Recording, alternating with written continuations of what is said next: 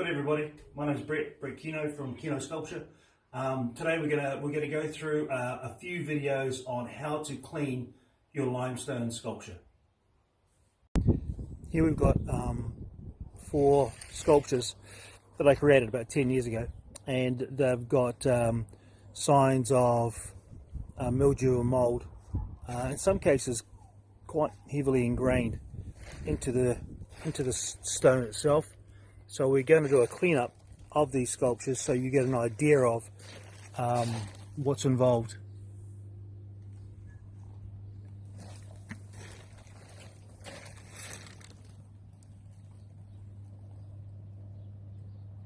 This is the product we use to clean. So it's 30 seconds. It's a spray on and walk away, as it says on the container. So we apply it onto the sculptures so that the sculptures are wet, and we keep it wet for up to 15 minutes. So it means in some cases we need to reapply it 2 or 3 times over that 15-minute period to keep it wet, and that's our first stage, is just to apply the 30 seconds on the stone, and it helps to kill off the mold and mildew. So we're just applying it really liberally.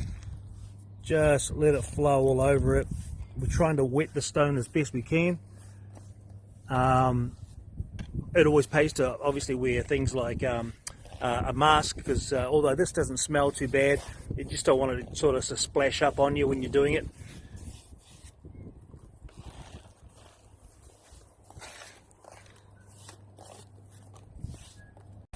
Okay, it's been 5 minutes and we're putting on another coat. You can already see the color change to the mold and mildew that's on there.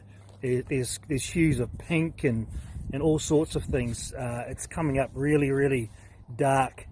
It's what happens typically before it starts to die off. So we're just putting another coating just to make sure, as I said before, it stays wet, and we'll probably put another coating on in 5 minutes time to finish this off.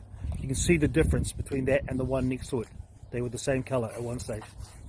Okay, so this is the last coating of the 30 seconds. We're down to about the 15th minute now, or 10th minute. And as we're putting on the last coating, we're also going to give it a scrub. You can see that everything looks really stubborn. It doesn't look like much has changed, but it does. This stuff continues to work for days.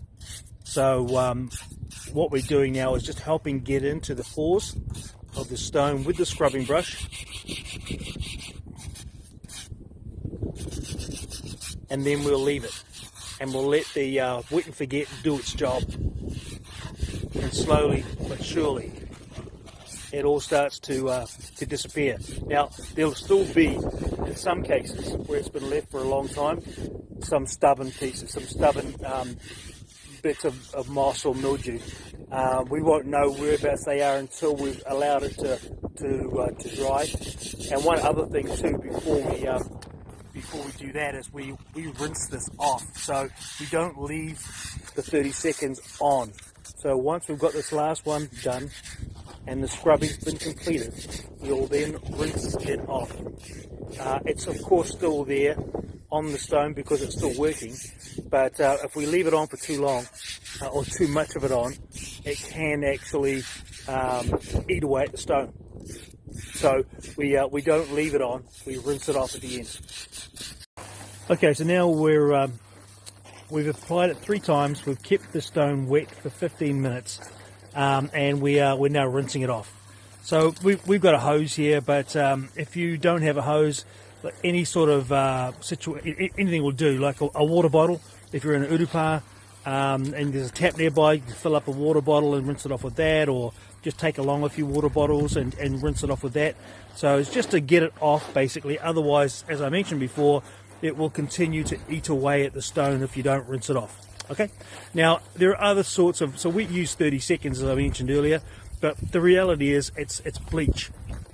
So any form of bleach diluted will do exactly the same thing. 30 seconds is just diluted bleach. So granola diluted is the same thing really. But it's essential to rinse it off at the end. Okay, so rinsing it off at the end is really important. So we're now, after we've rinsed this off, we're going to leave this for a few days and wait to see what happens. We can see that there's oranges and there's pinks where already it's acting on the moss and the mildew, and it will continue to do that now for 3 days. So we'll come back in a few days' time to see what's remaining, at which point we'll probably may require a light sand just to get any remainder off. So this is 24 hours later. Haven't done anything else to it. It's just sitting here in the sun, and you can see that there's less mold and mildew showing up at this particular stage. The stone is looking a little bit brighter and lighter. Obviously it's still there, but we're still letting it do its job. Over here we've got some pieces that have got the color's changed to pink, from black to pink, and there were orange hues, which is really just the moss and the mold dying. So it's slowly but surely this will just it'll do the job for us. So it's been a few days now since we've put on the 30 seconds, and it's cleared away most of the mold and mildew, but there's still just a little bit of residual. You can see along the along that line there, still some black marks. So we're going to use a file just to take off that top layer, just a top mill, if you like. These files you can buy at Mitre 10, just your normal basic file.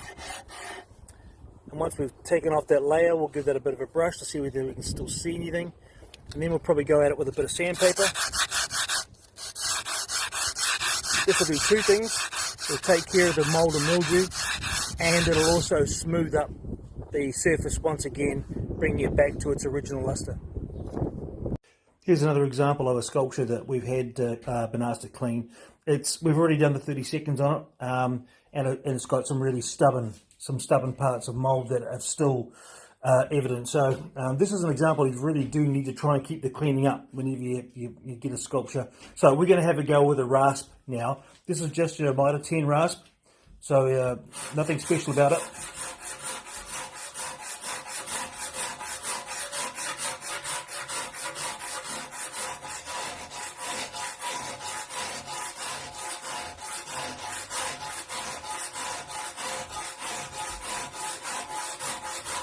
We're taking off probably about a mil, just really shaving the surface off. Now, in this case, it looks like it's still a bit damp. It may still be a bit damp. The idea is not to do this until it's dry. So after we've done the 30 seconds, you let it dry completely before you start doing this. Okay, we had to use the rasp quite a bit to get the mold, the deep set mold and mildew out of it. So we've gone ahead and done that now. So we're about to start sanding. So we're using a P80 grit sandpaper to start off with. It's quite a heavy duty grit sandpaper, and that'll just get all the grooves out that we've left from the rasp, and start the smoothing process again. Okay, so we've done the exterior with the 80 grit sandpaper, so that's taken all the gouges that the rasp left, if there were any, and now we're just going to go over it with 180 sandpaper, and that's just going to smooth it out.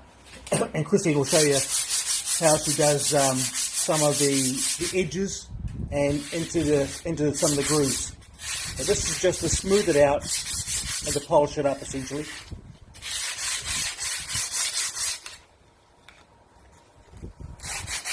So she does the edges.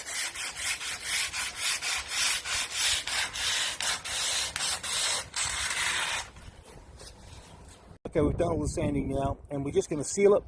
And this is important.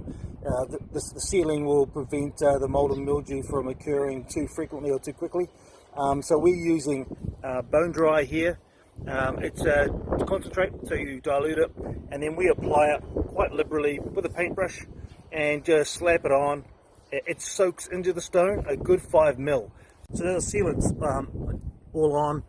We've coated it pretty liberally. You can see some sort of white patches, and that's where the historic sealant is still repelling the current sealant. So that's all that is. It just means that the old sealant is still working, and the new sealant is basically everywhere where that sealant isn't doing its job. So it looks a bit patchy now, but when it dries, it all comes back to a uniform sort of colour like that. Okay, so we've cleaned it, we've filed it, sanded it, and we've resealed it again. So now it should be back to pretty much its original luster.